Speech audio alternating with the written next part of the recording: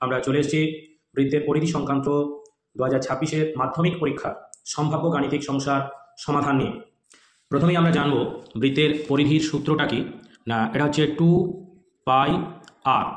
পাই এর মান আমরা জানি 22/7, আর আরটাকে বলা হচ্ছে বৃত্তের ব্যাসার্ধ। বৃত্তের ব্যাসার্ধ। অর্ধবৃত্তের পরিধিটাও আমাদের জেনে নেওয়া দরকার। অর্ধবৃত্তের পরিধি হচ্ছে এই হচ্ছে একটা অর্ধবৃত্ত মোটামুটি। এইটা তাহলে হচ্ছে 2r, আর এইটা হচ্ছে 2 পাই আরের অর্ধেক মানে পাই আর। তার মানে পাই আর প্লাস 2r। এটা হয়ে গেল অর্ধবৃত্তের পরিধি।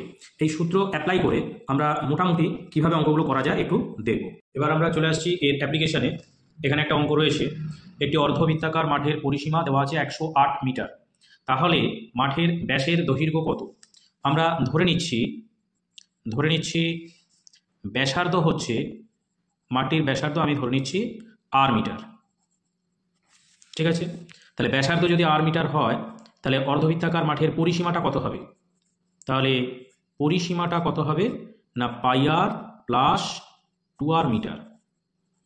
এটা তাহলে এখানে আমরা বলতে পারবো অতএব এই পাই আর প্লাস 2r এটাই তো 108। তাহলে এই পাই আর এর মানটা কত আমরা জানি 22/7 আর প্লাস 2r ইকুয়াল টু 108।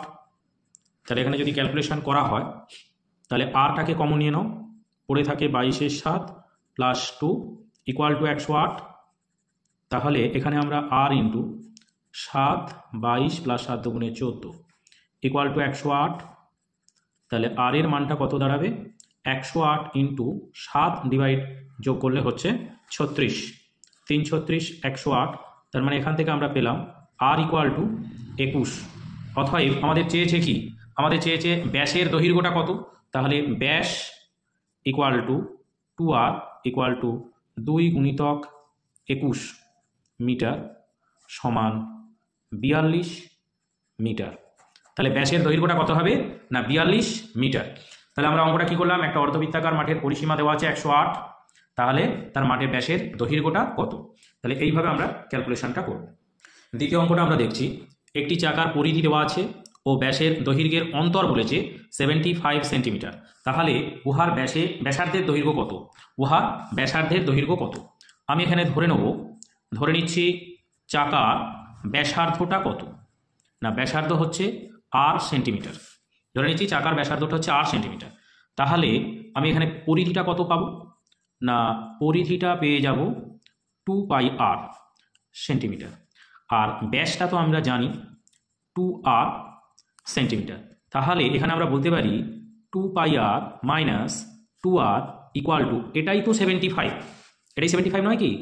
তাহলে এখান থেকে যদি আমরা 2rটা কমন নিয়ে নিই তাহলে পড়ে থাকবে পাই মাইনাস 1 ইকুয়াল টু 75। পাই এর মানটা কত আমরা জানি 22/7 মাইনাস 1 ইকুয়াল টু 75। তাহলে এখান থেকে আমরা পেয়ে যাব 2r, এটা হবে 7 22 মাইনাস 7 ইকুয়াল টু 75।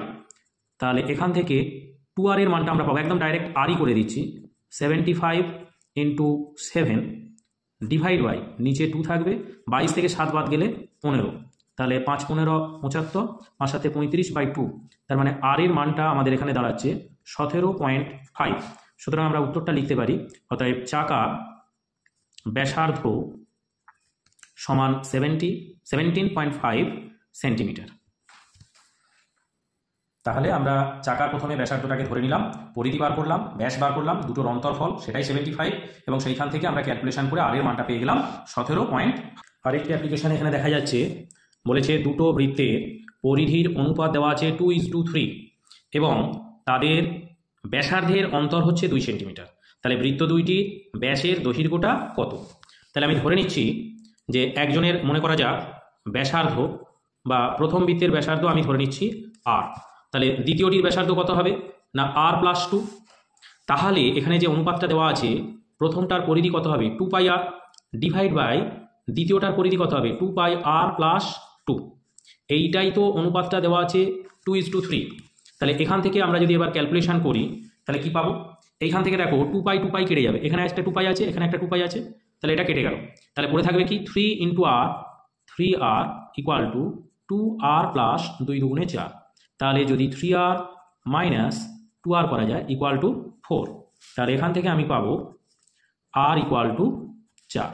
তাহলে প্রথম বৃত্তের প্রথমটির ব্যাস বলেছে, তাহলে ব্যাস কত হবে? এটা তো ব্যাসার্ধ, তাহলে 4 গুণিতক 2 সেন্টিমিটার সমান 8 সেন্টিমিটার। তাহলে প্রথমটা। দ্বিতীয়টার কত পাবো? তাহলে দ্বিতীয়টির ব্যাস equal to 4 plus 2 into 2 centimetre equal to 12 centimetre. Okay, তাহলে অঙ্কটা কিছুই ব্যাপার না, এখানে যেটা দেওয়া আছে প্রথম জানতে হবে। এটা হচ্ছে প্রথম বৃত্তের ব্যাসার্ধ, এটা হলো দ্বিতীয় বৃত্তের ব্যাসার্ধ 2 সেন্টিমিটার অন্তর, আর প্লাস 2 করলাম, তাহলে 2 পাই আর এখানে 2 পাই আর প্লাস 2 ইকুয়াল টু 2 এর 3। তাহলে এখান থেকে এবার ক্যালকুলেশন করে আমি আর এর মানটা পেলাম কত না 4। তাহলে প্রথমটির ব্যাস হবে 4 ইন্টু 2 আর দ্বিতীয়টির ব্যাস হবে 6 ইন্টু 2 মানে 12 সেন্টিমিটার। পরের ভিডিওতে আমরা আরও কয়েকটি গাণিতিক সমস্যার সমাধান নিয়ে আসবো, পরিধি সংক্রান্ত, বৃত্তের পরিধি সংক্রান্তই গাণিতিক সমস্যার সমাধান আমরা নিয়ে আসবো। ধন্যবাদ।